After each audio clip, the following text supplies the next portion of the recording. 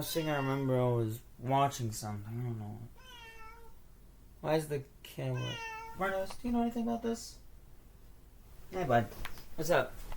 What, my phone? Why should I check my phone? Here. Hold on. Let me look. Oh, I know. That's why I'm checking. Hold on. Oh, fuck, son of a bitch. No, you can't make me do it. No, I will not. I will not talk about this fucking show.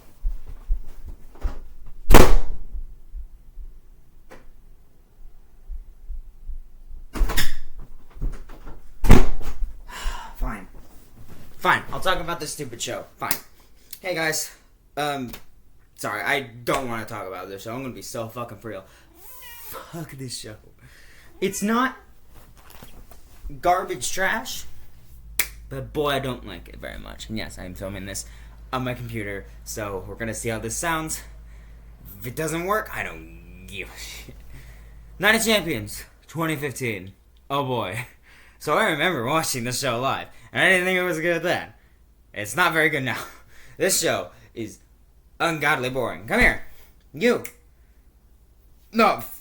Barnabas, if I have to stay and talk about the show, so you have to stay with me. You watched it with me. You saw. I was watching it. I fucking passed out because this show is boring as sin. Fuck this show. Oh my god. It's not like the worst show I've ever watched because there's one or two good things on here. More like exactly one good thing. Barnabas, don't you dare touch it. Don't you? I swear to God.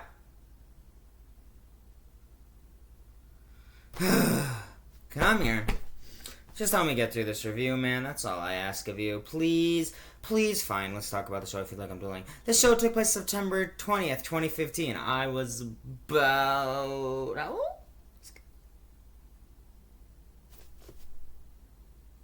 Like 13? I was like 13 when this show happened.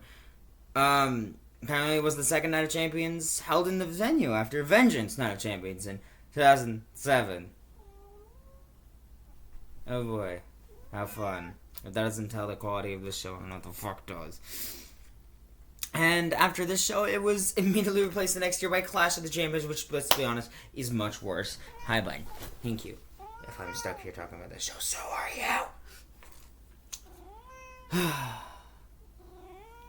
Yeah, this show took place in Houston, Texas at the Toyota Center with an attendance of 14,369. Jesus Christ, that's not a lot. That is not a lot. And I'm telling you why. There's a good reason for that. No. The only reason people went to this show, and I'm going to be so fucking for real, is to see Sting. Otherwise, no. There is nothing else on the show, except there was... Because Sting wasn't even the good thing on the show. This had a buy rate. Oh, fuck, that's right. I actually have to talk about buy rate now. 77,000, excluding the network views. Which probably wasn't money. Mind you, this is the last Night of Champions until last year, which was a good show, unlike this, which is dreadful. Let's talk about the opening match, which is fine. Kevin Owens challenges for the Intercontinental Championship held by Ryback. Oh boy, how lovely. Let's talk about Ryback without pissing him off. Ryback sucks. I liked Ryback then, but you know who I liked more? Kevin Owens, because I liked NXT. I knew about NXT. I loved this guy after he beat John Cena. I was like, oh, they let him beat John Cena. I respect this man. And he was good. I like the way he talked. I still like the way Kevin Owens talks. Excuse me. I'm grabbing a drink. Because if I'm going to make it through the show, I'll need it. Oh my god. But yeah, this was a good match. Simple match. Ryback came out. Ryback won this title. And probably, and forgive me, the worst Elimination Chamber match of all time. Yes, it's worse than the Extreme one. It is. It is, guys. We did a review of December to Dismember. It's on Zach's channel. Watch it. Find it. It's a great review, honestly. I don't care how old it is. Yes, I did have short hair back then. Well, this fucking match. It's fine. It is the most nothing burger match. Like, this whole show is like nothing burger. Like, I watched it and I was like, huh. I wasted 3 hours for this shit. But yeah, Kevin Owens picks up the win. I couldn't tell you what happened in this match. I remember the crowd was into Ryback kinda, but it was also into Kevin Owens. This show was so fucking forgettable. I barely fucking remember, and I just fucking watched it. What the was? I'm sweating because I'm just. Kevin Owens wins, becomes the new Intercontinental Champion. Thank fuck. He would drop it by the end of the year. He would drop it by TLC to Dean Ambrose. And then that would lead to their awesome match at Royal Rumble that year. The next Royal Rumble 2016, which is probably the best match on that whole show. Oh yeah, Dean isn't on the show. He was doing great. I don't know if he was injured or what. Next, Dolph Ziggler versus Rusev. So Rusev, this was after Mania 31, where he was. The feds are here. Dolph. What was Dolph doing in this time? This is like just under a year after, beating the Authority in Survivor Series and having a great performance in that. What did Dolph do in 2015? Did he win the Intercontinental? He probably won the fucking Intercontinental. I don't fucking remember. I don't know, man. Rusev, he fell fucking right off a cliff after his feud with Cena. He did nothing. He did jack shit. Alright, he got into a terrible storyline with Dolph Ziggler and Lana and Summer Rae. This storyline fucking sucked then, and it still sucks now, almost 10 years later.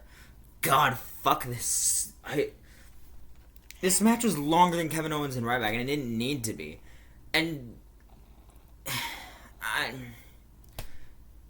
it was good. The crowd was into it. I'm kind of happy the crowd enjoyed it. And because Dolph's likable. Dolph's good at selling. He's good. Rusev's good.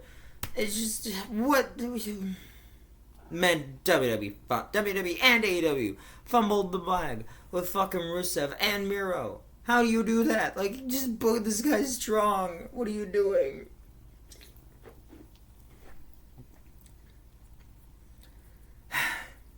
Dolph Ziggler wins after Summer Rae, who was... Because Rusev wasn't with Lana, because Lana broke her hand or something, I don't know. And she was replaced by Summer Rae, and it was stupid and just fucking terrible. I'm gonna try and make this quick, because I don't want this to be fucking 40 minutes long. Dolph Ziggler beats Rusev after Summer Rae accidentally throws a shoe at Rusev. Doesn't even hurt him. Gets hit with a zigzag. 1, 2, 3. Dolph wins. I'll give Kevin Owens right back 2.5 stars. I'll give this one 1.5 stars.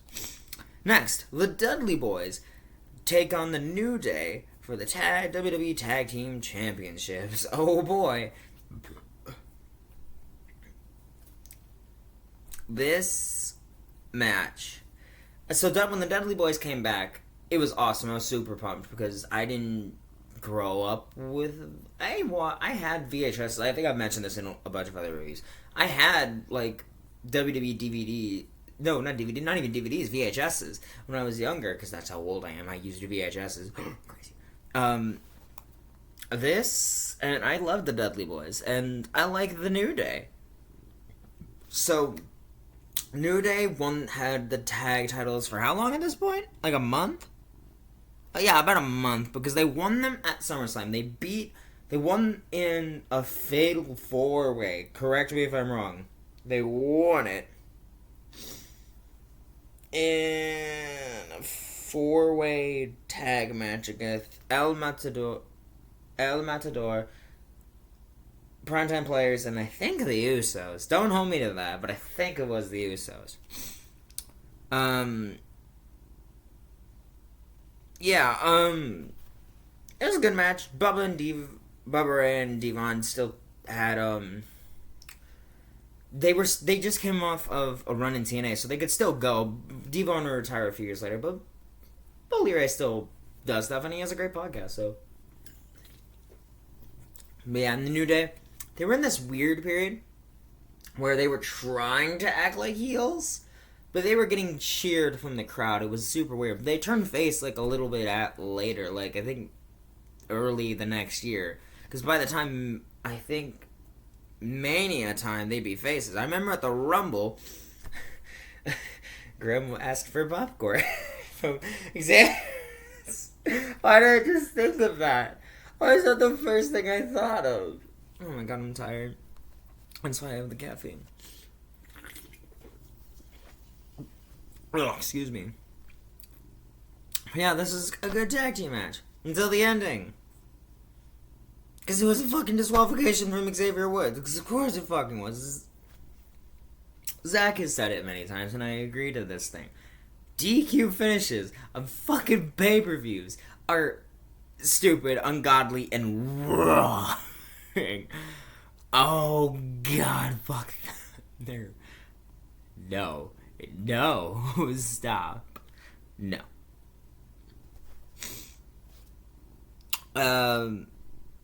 Yeah, like 2 stars. Like, it was a good match. Just fuck the DQ finish. I fucking hate it so much. Next, weirdly the first good match on this show. Charlotte takes on Nikki Bella for the Divas Championship. Oh boy, the butterfly belt.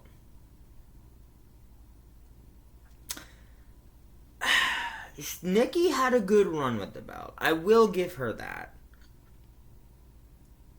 But they did it. They let her have the belt. It was 301 days. They let her have the belt out of spite. Just so Nikki Bella could say she was the Divas Champion for the longest time. Because do you know who she beat? Not only for the title, but for the record for? AJ Lee. Who left a little after Mania 31. So, like, you know what? Fuck you. Fuck your husband. They didn't need to do that, but they did it anyways. I know it's probably not what happened, but, like, let me have this, guys. But yeah, Nikki, I will give her this. She was always better than Brie in the ring. And she could go. Like, if she really tried to get better. I'm not saying Brie or any of the other ones didn't try. But, like, this was, like, right at the turning point. Like, this is one of the turning points where it went from the Divas Revolution to the Women's Evolution. They went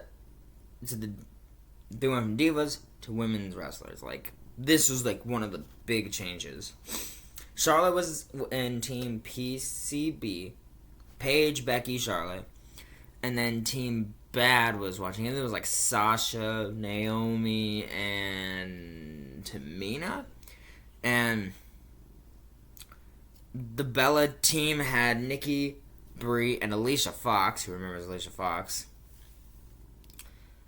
Yeah, and this was a good feud, actually. Like, the build-up was actually pretty decent. Where basically, Charlotte pinned one of the Bellas, and she thought she won the Divas title on Raw. But Stephanie came out and said, no, you can't win the title by pinning someone who's not in the match. And then Nikki got to keep the belt. However, Stephanie, who by the way was a heel, but she was like a face for like a women's, it was weird, a women's authority figure. It was weird. 2015. It was in 2015. 2015 wasn't a good year. WrestleMania aside. Sorry, bud. 2015 was not a good year for WWE. Don't pretend like it was. Because it wasn't. The only good things were Mania and the Cena stuff. And I think that's about it. Yeah, good match. And Nikki, if she was counted out or disqualified, would have lost the title. Good match. They really tried. And I felt like, fuck, a mid-2010s WWE women's match that wasn't like 5 minutes. Weird. Just let them wrestle. Like, why was this so hard, Vince? Just let them fucking wrestle. Fuck. I could make a whole rant video about how women's wrestlers were treated basically until this point in WWE. And it'd be just rant. The whole video would be a fucking rant at that point. But yeah, Charlotte put Nikki in the figure eight.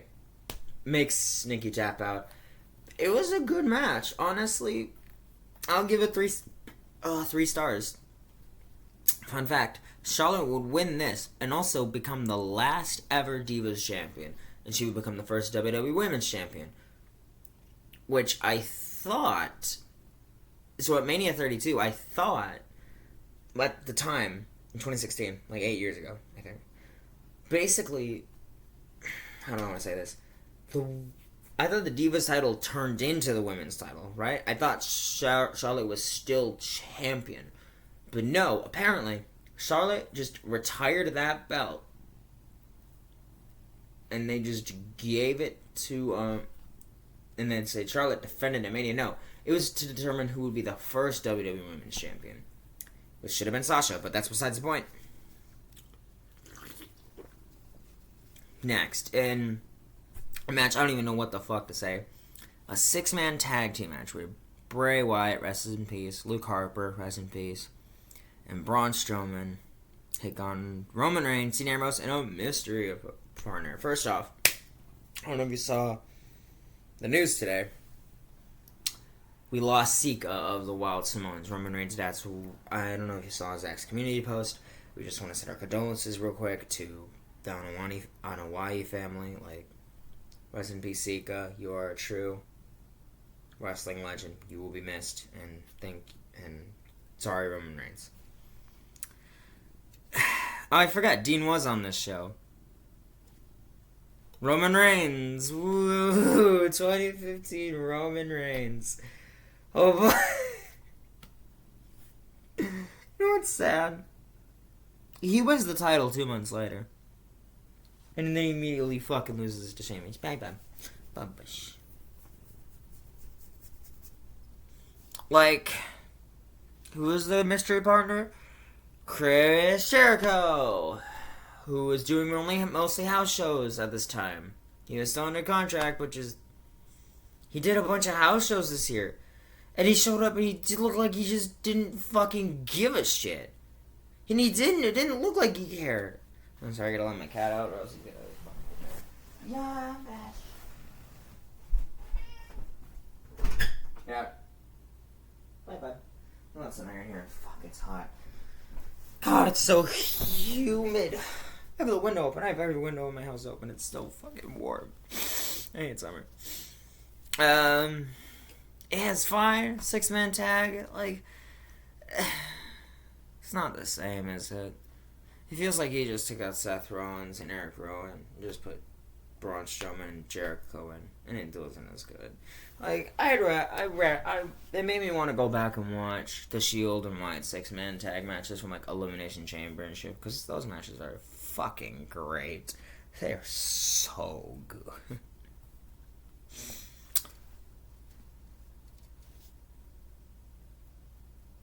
Yeah, like... Yeah. I remember the ending so vividly. Braun Strowman had Jericho in a bear hug. Made him pass out. And then... Wyatt family won. I'll give it like 2 stars, I guess. It wasn't bad. It's just I don't remember anything about this show. I don't. I'm sorry, guys. I don't know what to tell you. There was... The next 2, I have stuff to say, but it's... One of them's for the best reasons. The other one's not. And then Jericho looked all pissy afterwards. Bumped fucking Dean in the shoulder. I don't even think they ever followed up with it, did they? No, they just brought him on. For no goddamn reason, I guess. What the fuck was this? What the fuck was the purpose of bringing Jericho here? Like, it felt like they didn't give a shit. And that's what pisses me off. Fucking... It was about a few months after this, I really got into NXT again. Boy, I'm glad I made that choice. I guess WWE around this time? No, this is like around the point I really started to like get into like not WWE wrestling because I just didn't care. Like this whole fucking most of the year was just who gives a shit. And I know Zach's gonna say, but what about WrestleMania? WrestleMania 31 is an exception in 2015. Fuck. let's talk about these next matches. I'm gonna finish up the quick. The double main event, Seth Rollins defends first the United States Championship against John Cena, and then immediately had to defend the WWE title against Sting. So, Seth Rollins won the United States Championship in a title match against Cena at SummerSlam, which was a great match, except for John fucking Storm. But whatever. This match between Cena and Rollins is not as good as the SummerSlam match. But it is the best match on this show. Because Cena in 2015 could fucking go. And this was like Seth Rollins before he fucking hurt his leg. Like actually a few months before, actually. No, like a month before, actually. Because this is late September. He broke his leg in a house show in October, I think. And then by Survivor Series, they gotta get a new WWE champion. That's right. So this is like right before. So Seth could still really go at this point. This is a good match. Like, they had great back and forth action the whole time. I remember Cena did like the weird flip thing. I don't think he did the stunner in this match. But like, good counters, good wrestling. It's just two of the best workers at the time putting on a great fucking match. Cena eventually wins, and then, yeah, he's a 5-time U.S. champion. The second most at that time, right behind Ric Flair. I don't know, man. And then Cena came out and was like, no, you gotta defend your fucking WWE title now, because Seth is trying to weasel it.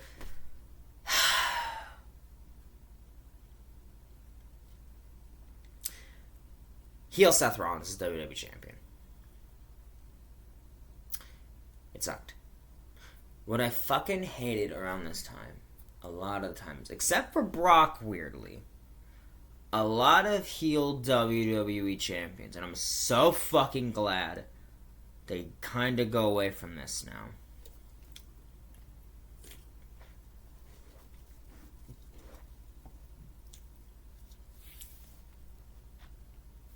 Heel champions who are chicken shit and like to fucking run away and have everyone else fight their battles.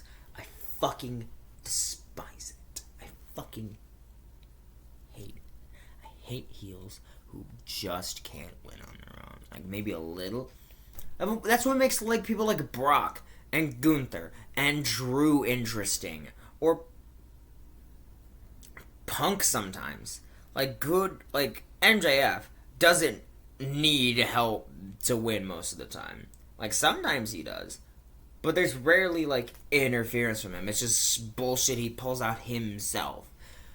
I'm so glad they moved away from this in WWE, because, like, Damian Priest doesn't want help to win. He does get help, but he fucking, like, chooses not to. He tries to win by himself. He needs to prove that Gunther did the same thing. Like, I'm trying to think of other heel champions on the roster right now.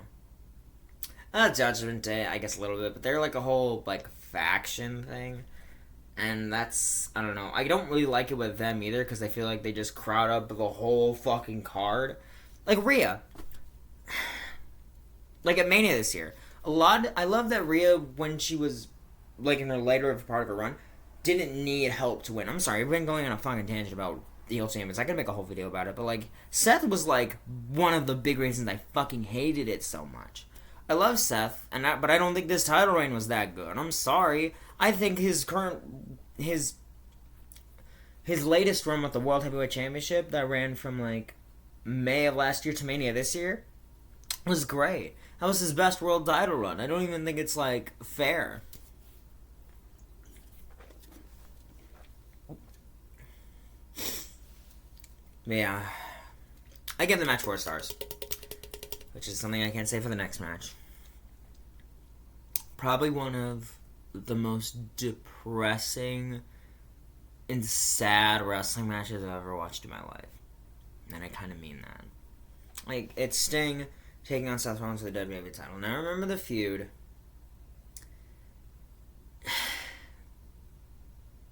I wanted Sting to win at the time, because I fucking just didn't want Rollins as champion anymore. I was so sick of it. It wasn't I hated Rollins as a champion. I just hated the way he was presented, and I hated the way they portrayed him as just like a coward. And I hated it because I knew Seth could go. I watched him in The Shield. Like, he could fucking... I don't know, man. Like, and Sting, he wasn't doing so hot by this point. He was near the end of his first run. Like, this was his last match for a long time until, like, AEW.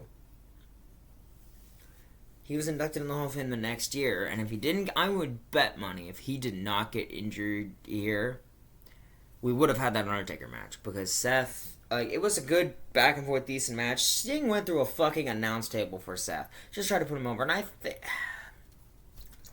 but that fucking buckle bomb, though, you know it.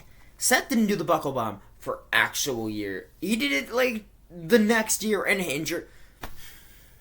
Alright. Seth did the buckle bomb in the corner to Sting, and it just kind of fell apart after that. Sting, I think, broke his neck or something. I gotta find what exactly happened.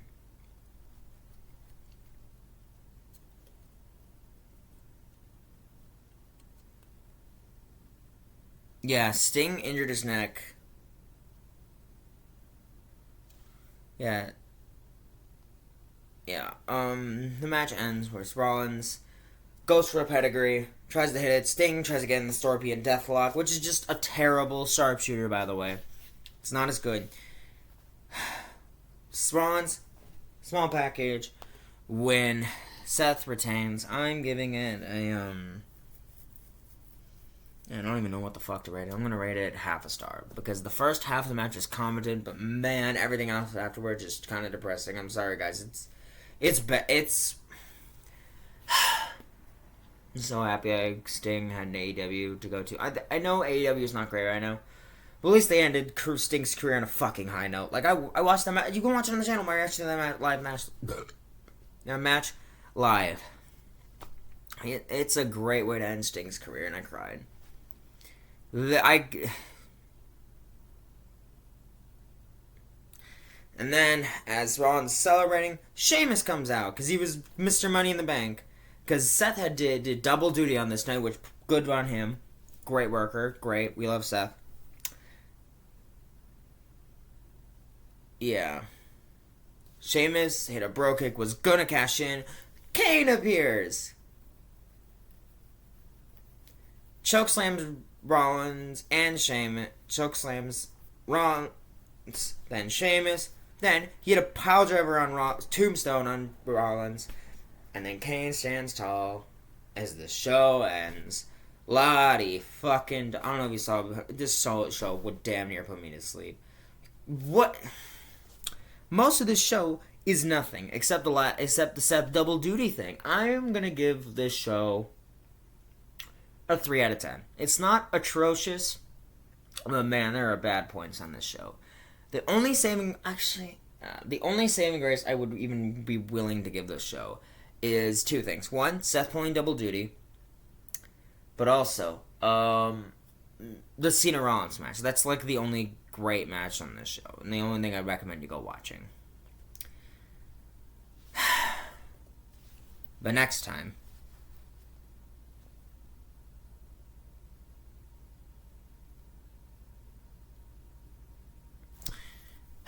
it's not Double or Nothing. I am not reviewing Double or Nothing. I am not. Did I say Double or Nothing? Forbidden Door. There are good things on Forbidden Door. I would love to watch Forbidden Door, but I have my sister's graduation party, which takes fucking priority. Fuckers. I only get one of these. So I'm not. Also, I'm kind of low on cash right now, so I'm not going to get Forbidden Door, but I am going to get it all in, if it makes you feel better. I'm trying to save up for a convention I'm going to. So, Kitsune Con. There's going to be a wrestling thing there. If you want to come see 24/7, I might bring the belts. Not guaranteed. And then the Monday after the convention, we have Raw. That's coming up. So if you guys are in the Green Bay area and are going to Raw, we're going to be there. Say hi. You can get photos with us. I don't care. Just, we're probably going to bring the titles with, because fuck, of course we are.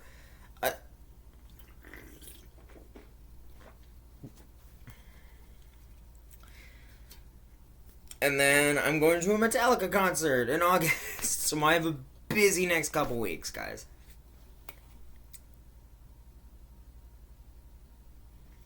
Yeah, but next time, next pay-per-view review, from the year I was born, right before my favorite WrestleMania. It is the debut of the NWO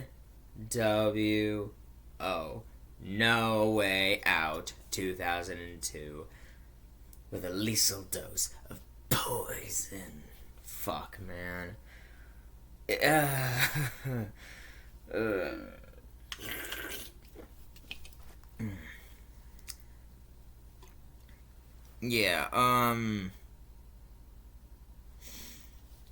yeah, so I don't know. Hope Zach enjoys it. I guess it's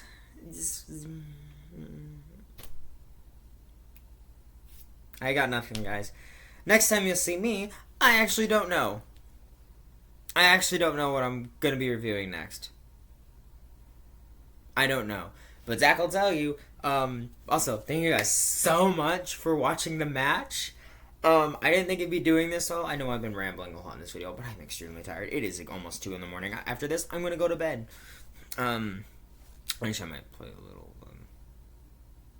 video games, but that's the point.